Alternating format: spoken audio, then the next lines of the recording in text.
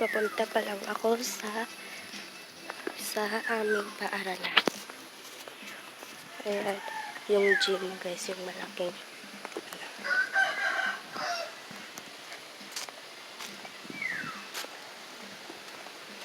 Sobrang ganda yung panahon guys. Pero umulan.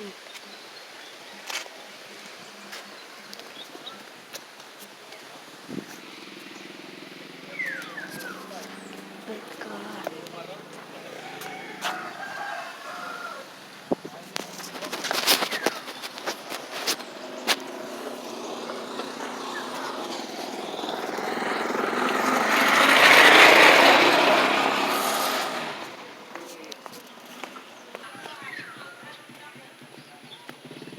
Walang mga guro ngayon guys kasi pero may mga activities na binili nila. Kaya papasok kami mga high school. Pero yung iba, mga elementary, wala. Ayan na yung gym. Dito lang magtatapos bahay.